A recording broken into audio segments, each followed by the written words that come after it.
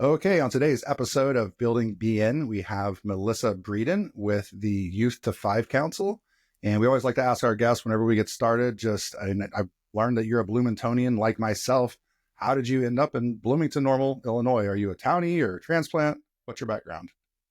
Great question. Yes, my name is Melissa Breeden. I'm Region 17 Council Manager for Birth to Five Illinois, and I am a proud Bloomington transplant. Okay.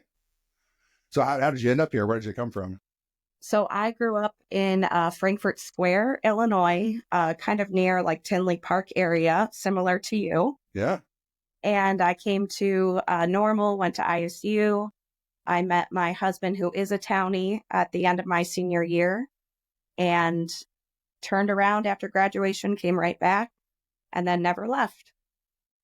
That's a good story. And I think we're up to like 25,000 college students in our community, but between all the universities. One of the reasons I took the role coming from Tinley Park down here is economic development was starting to turn into some type of almost battle for workforce. And to me, I'm like, hey, look, there's a pipeline right there. If we get them to stick around like you did, we're gonna have a pretty bright future. So that is a cool fact that you're from up north, just like myself. I gotta ask though, did you say you were from Chicago when you lived up there?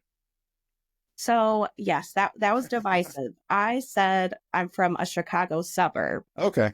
but then I was also educated on you say Chicago, not Chicago. Chicago, So yeah. I just say Frankfurt Square near Tinley Park, and Okay. that's it. That makes sense. I just know from going to ISU myself, and a lot of my fraternity brothers were from the burbs, but they all said they were from Chicago. And I'm like, Oak Park is not Chicago. Right. I agree with you. So next on the list is like, yeah, what's a fun, unique personal fact about yourself? So a fun fact is I have a black belt in Okinawan karate. Oh, very cool. Yeah. I myself, and I have zero belts. I've been asked that before, like, what's your belt? And I'm like, a brown leather one, but I'm trained in Muay Thai. So I do know a little MMA myself. That is a very, very fun fact though. So what is your role at the company? And I guess, what does that entail? Sure. So I'm region council manager, and what that entails is I'm kind of the point person for the overall flow of our region, which includes McLean, DeWitt, Livingston, and Logan. But I also lead an action council comprised of dedicated community professionals in our region, and I mainly act as a bridge. So I'm hearing about, what's working in their work or even other regions throughout the state. And then I'm bringing that back to my team and councils to talk about, do any of these initiatives work for our region? So I would say I'm definitely an active listener. I have to have my ear to the ground at all times, and and a bridge, there to support providers, there to learn about what they're doing and their roles that make an impact on early childhood education and care. And it's a timely topic. It's something over my 18 careers I never thought I'd be discussing. Our role was always help out the businesses that are here grow and then go bring in new businesses, and everything else is supposed to just take care of itself. Well, as you're aware, and I think why your organization was probably set up, is that we're just lacking the supply to keep up with the demand when it comes to early childcare. And it's so important, not only because it's preparing our future workforce, but in our world, I think it was last year at a site selection conference around this time, I think it was around Mardi Gras, was the first time I heard a site selector, and a site selector is a person that a business would hire to say, I either want to start a business, find me the best spot, or my company is thinking about expanding. Where should I expand in America? They usually say, you got to have power, you got to have workforce. But now they're saying, if you don't have childcare, we can't come, because if you do have childcare taken care of, or if it's expanding, you can untap a lot of your workforce who did not come back after the pandemic. So we have really been paying attention to the quality of place aspects like affordable housing and childcare now. So this is a great conversation. Can you talk a little bit about like Birth to Five itself and how it came about? Sure. So Birth to Five Illinois was established about 3 years ago. And basically our initiative is to help and support and drive the new Illinois Department of Early Childhood. And so what we're doing throughout the state in these councils are, we're listening to what families need. We have a completely separate family council that is very powerful in giving us their lived experiences so that we can then work with our action council members as well as community members and elected officials throughout the state of Illinois to talk about, here are the barriers. How can you help? So that mainly our drive is to be, solution focused, active listening to our community, finding out what's working, as I said, and then maybe trying to duplicate that if it makes sense. But yes, Birth to Five Illinois is just such a great organization. We're very big on the family voice. And then what's beautiful about our work is the collective impact. Well, I cannot solve the childcare crisis, and neither can you, and neither can one business by themselves. So it really does take talking about this issue, coming up with really creative, unique solutions, and then sharing that, because a lot of businesses are suffering because they can't hire due to childcare.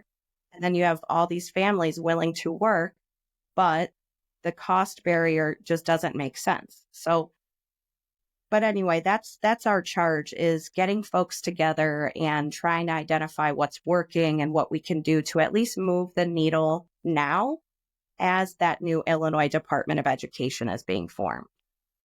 That's great. And it's one where I don't want to go doom and gloom, but we always look at being an economic developer, you have to be a bit of a futurist too. So anything that's happening, we're always watching trends, whether it's employment, unemployment, and we're thinking to ourselves, okay, if people are now struggling to find a house, are they going to start deciding whether they're going to have children or not based off of this cost? Because we've just anecdotally talked to people that have one child and they're like, well, if we have another one, I have to wait at least 5 years so the one gets out of preschool and into the public school system before we have another one, or we're just going to have one, or worst case scenario, we're happy with just our dogs. We're not even going to have children. So we go and we look at the county's birth rates, and the birth rates are down. Like the replacement rate is not there. It's not just that they're down, it's that it's declining every year.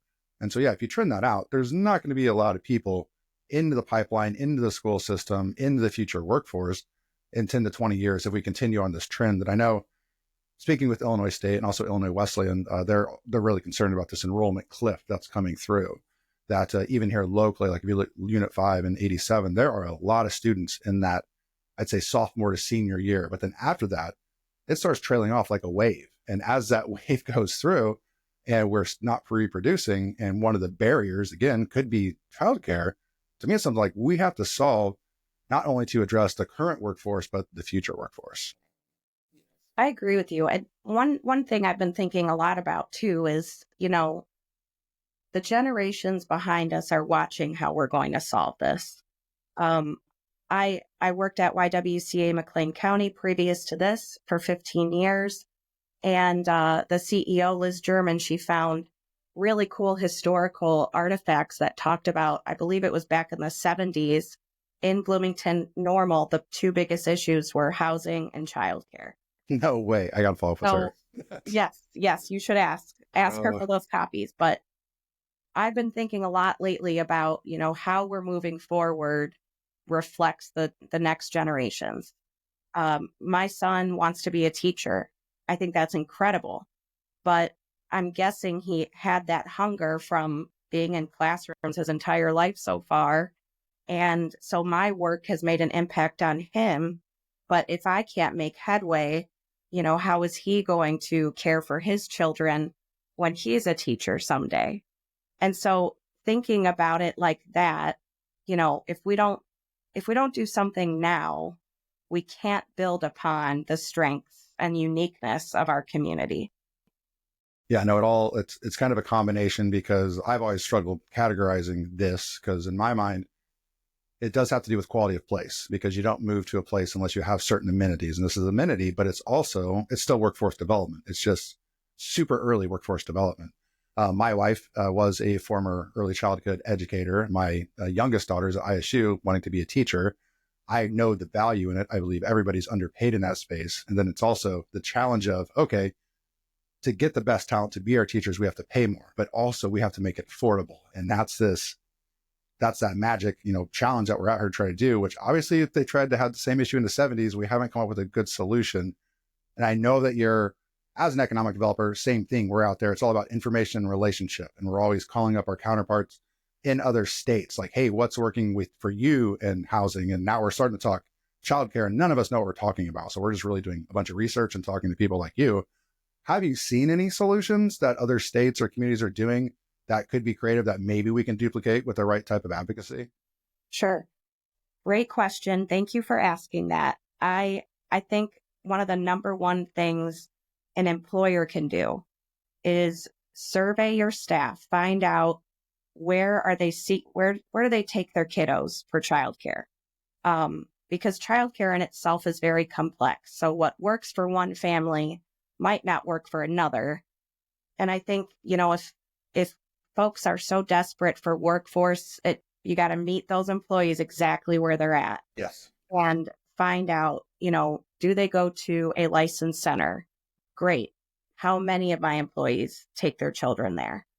So I would say get a good understanding of where are your staff going for their childcare now, and how can you support them so that continues? What does that look like? One example is I partnered with, for example, Heritage Manor in the past at YWCA, and it was a partnership. So then I was able to offer a discount for any employees working at Heritage. So that's one of those low hanging fruits that came out of a collective impact that started with a parent just happened to work there. The affordability was an issue, and keep in mind that's an affordability problem at one of the lowest childcare centers in town. They're very cost efficient. And still, this is a working mom that still could not meet those tuition needs. But that collective impact, that made me think, oh, I wonder how many families actually work there. And so that did make me take the time to identify how many. And then we were able to create a partnership and offer a discount. So that's one very small example, but it does start with finding out where your employees are at for their basic needs. And one of those basic needs is childcare. There's also, we live in a world where there may be multiple families living in one house.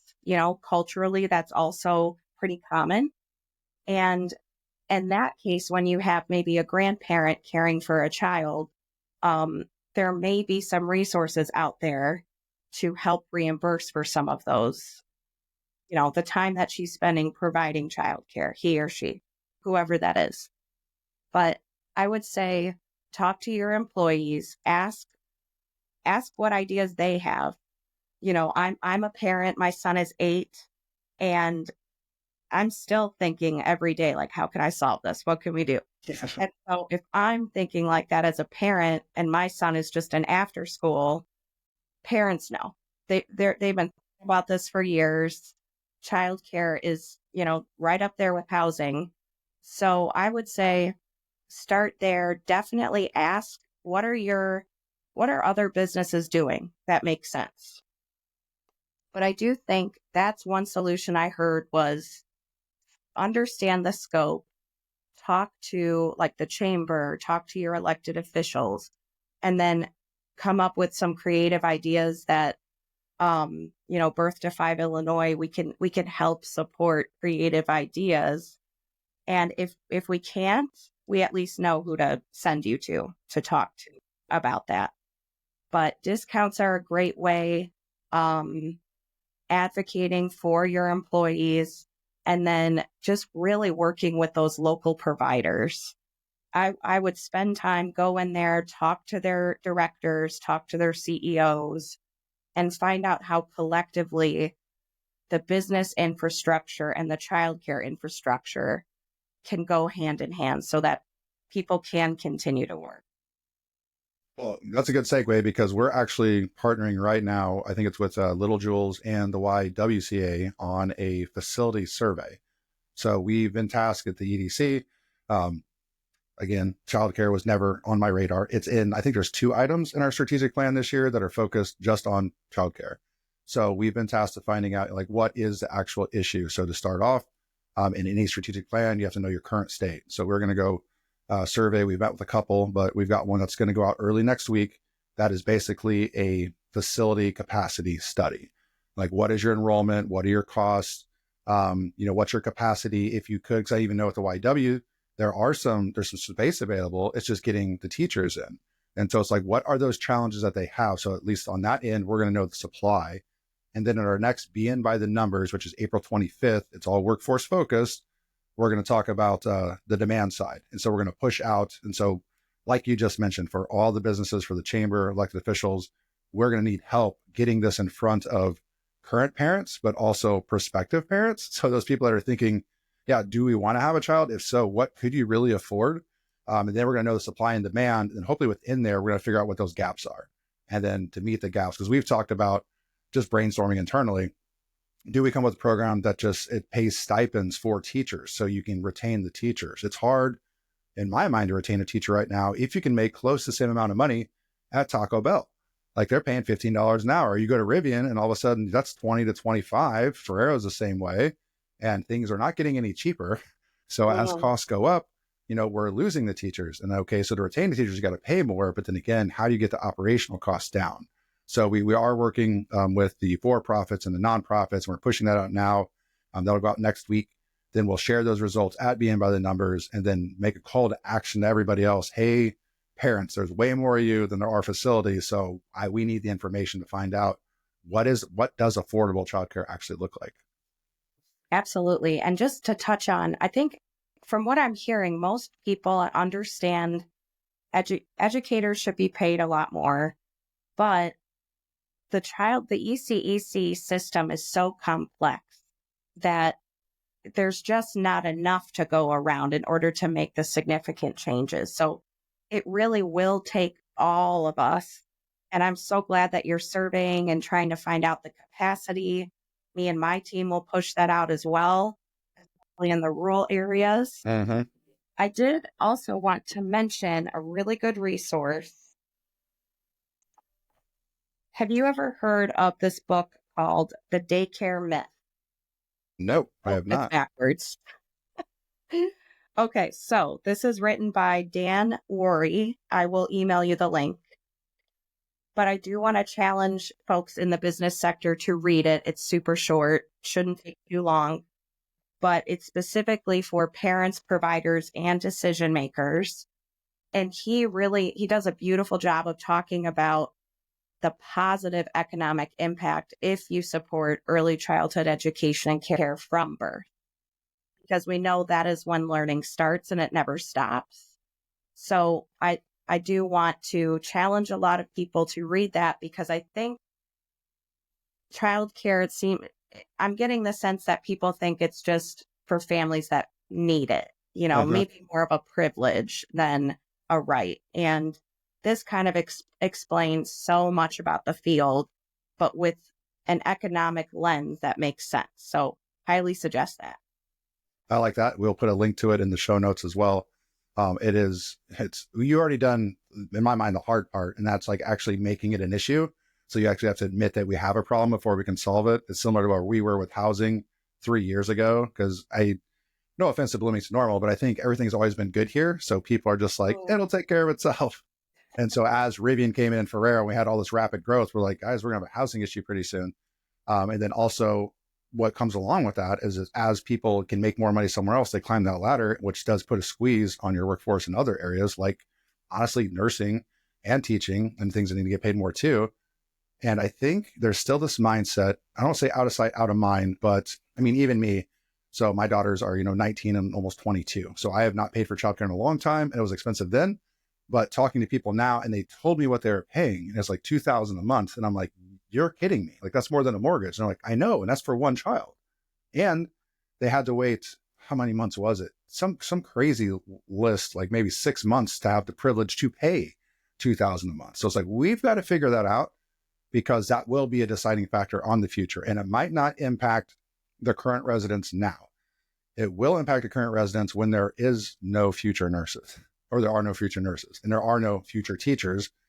And I try to explain this with a lot of things because in economic development, we call it a flywheel, because if it's not growing in a positive manner, if you're not growing, you're literally dying, because you have to have more people making money, putting into the system to share the costs, because the cost of police and fire and roads does not get cheaper. So if we don't add more value to the community, somebody has to pay for that. And so whoever's left, not in the workforce anymore, which I think as we age in place, that is happening, they need to care about the future. And so this is our, I don't know, we're not sounding the alarms yet, but we're getting to the point, kind of like housing. Like if we don't start moving this, we're going to miss the boat and be in worse situation than we are. But I'm glad that you guys have made it a point to bring this up going forward. So I'm glad the state allocated funds for it. And to us, again, I heard enough anecdotally, and I was like, is this a thing? And then the more people I talked to and I saw the costs, and I'm like, there's no way I would afford. We've had one kid, guaranteed, if it's going to cost $2,000 a month. And again, that's not going to get cheaper either, because as you're going to have to compete with the wages, it's going to go up.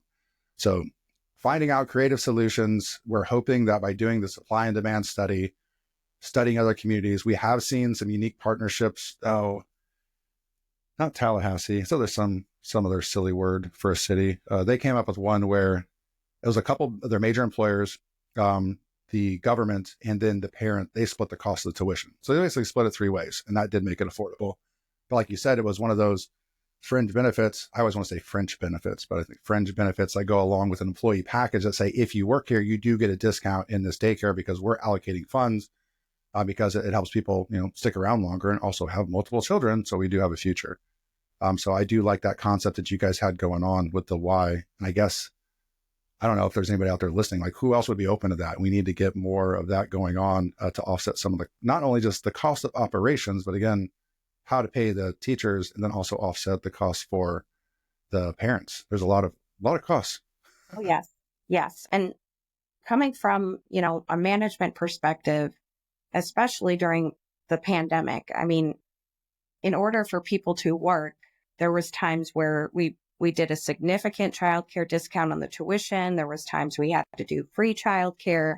So definitely, for folks that are considering what to do, I think go to the drawing board, and you really need to figure out, how are you going to keep your employees? Because it's not just that maybe the employer doesn't know how to fix it, but it really is at this point. If you want to keep them, you have to be part of the process to support the childcare issue. We're hearing it all the time. Well, so it's one where, luckily for us, on our EDC board, and even just investors alone, it's State Farm, it's Country, it's Rivian, it's the same people. Like, we need workers. And it's like, okay, well, if we do this study and we find solutions, we're hoping to go back and say, we found something. If we can all contribute to this, I think we might have a good solution. So we are in the beginning phases. You guys have set the tone for this, then also following with our YWCA. And I had the opportunity to go just speak by myself for a retreat to them and listen to them. And I'm sitting there like almost apologizing that no one's been paying attention from the, I don't want to say from the business side, but I'm sitting there, they're like, this isn't new. And so the fact that you just said that there's a report from the 70s that says the same thing, and I'm like, what have we been doing? But again, I think it's just, everything's always been okay. And so nobody really thought to need, and it's, I don't know if it reminds me of the water situation or Bloomington, or even just a couple of years ago, there was some major flooding in like downtown. And so to me, it's like, this is basic infrastructure that is out of sight, out of mind, and you don't know you need it until you need it. And this is where I think it's finally becoming present to not just a certain sector, but everybody when it comes to wages. And so everybody's getting impacted now. And now they're starting to say, oh, now I need to do something. Because in my mind, you don't pay it. Like, I can't convince people, they have to experience it. And I'm pretty sure right now a lot more people are experiencing it, which is why it's an issue at our level. Yeah. And the Dan Worry book, The Daycare Myth, that is just a great synopsis of like what's going on and kind of where we should go. Perfect. So that if you do have folks that just don't understand it, because, maybe they're grandparents at this point, and that's totally fine. But this book really does not take that long to read. And, if you value your employees and you're worried about the workforce, take a weekend and educate yourself, and then, push that collective impact with us. Walk alongside us and help get us to where we can have some creative solutions. Perfect. Well, speaking of creative solutions, I mean, one of the things we like to do is get more people to come to our community to help solve this problem. I don't know if that is a good transition into your perfect day, but if you're trying to recruit somebody, being that you are a proud Bloomingtonian, where are you taking them? Like, what time of year? What are you showing off for a full day? How are you going to highlight our community to a prospect? Wow. Okay. There's so much that I would do, but I would say perfect day would be probably now. The weather's gorgeous. Maybe we'll start at the farmer's market, typical Saturday. That's where you can also meet a lot of community agencies and learn about Bloomington.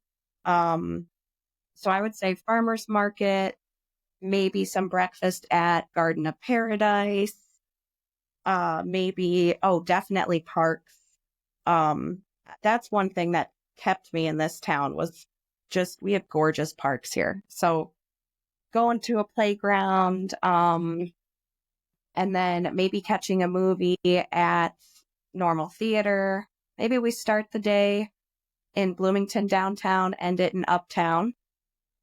But yeah, I would say going somewhere local, enjoying the beautiful weather and what our city can offer. And is there one thing, like if someone is in town and you're saying, okay, while you're here, you have to go to this one place and order this one food item, like Ooh. what would that be? Ooh, that's so hard. Oh gosh. It can be more than one too, because I've had people like, I've got too many. And it's like, okay, well, share them, because I always learn something.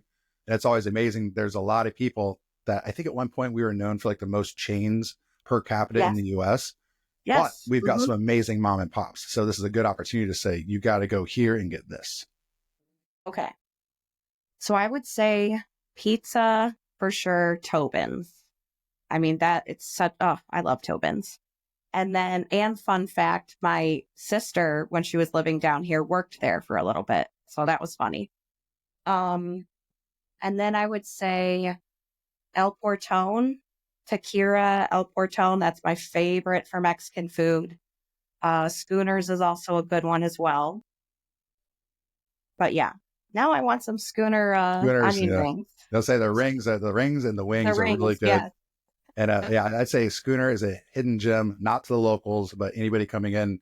I could think that was something I was surprised with coming from the Tinley Park area where there's more commercial corridors to Bloomington. There's literally neighborhood bars where it's just like a bar, a pub, surrounded by homes, and Schooner's like Mhm. fits that bill. So does like Western Tap. But yeah, Schooner is funny because I went in there and I was like, hey, have you been to the place that's got the big goblets? And the guy's like, you mean a schooner? And I'm like, oh, that's why it's called that. Oh Yeah. gosh. And then, Tobin's. Do you call the area of town where Tobin's is Midtown? I'm trying to get that to stick, because you've got I do downtown and not. uptown, and that to me is Midtown. So That maybe we makes can make sense. I will join you. I'll try to eh, get that pushed out. make that a thing. The last question we normally ask is why economic development matters, but because you are in the childcare space, I think it's an opportunity to say, like, why does early childhood matter? Yes. Oh, such a great question. There are so many, many reasons. To me, I think, gosh, that's tough. I mean, babies are like the first impression of the world, right? I mean, they give us an opportunity to really show them like beauty and growth and relationships, and there's so much to kids, and we are doing them a disservice if we are not honoring how precious their child development is from birth. And I think when we're looking at early childhood education and care like that privilege, we are not being respectful and supportive of the new generations that will be coming into the workforce. And so I really believe that we need to treat kids and their education just as important as we do for higher education. Because again, they are learning from birth and it does not stop. And there's these things that called synapses that are their brain connectors. And the more high quality experiences a young child has early in life, the more of those connections will be made. So you're talking about really building the development of someone's brain. And for us to say that's not important right now, or at least until they're in kindergarten, I mean, we are just missing out on so much potential. But yeah, I could go on that one, but I will stop myself there. I agree 100%. And I always made the joke because it was earlier on in our marriage. But yeah, my wife, as an early childhood educator, I was a bartender. And I always made the joke that I made more money destroying brain cells than she did developing them. And Mhm. we knew at that time how important those early years are because that sets the tone for the rest of your life. And I think it is a good phrase to say that you're really doing a disservice if we are neglecting that. And to sum it all up, I really think that it takes a village. Like we all have to take this seriously because it is our future and part of our community. And yeah, I've always been. It is personal to me. Like I know economics and numbers. I try to back up, the testimonials with the data, which is why we're good at what we do. But yeah, to pull on the emotions a little bit, like it's literally the future of your community. So why would you neglect that? So yeah, I'm glad you're working on it. I'm glad our board has prioritized it. Now we're going to get with the study, we're going to go get everybody else and we'll get that coalition going and we're going to get this figured out. So it's Great. Thank you, give us some Patrick. time. Yep. I appreciate Appreciate it. your time. Is there anything else you want to cover while I got you on here? I don't think so. Yeah, it felt good. I think, yeah,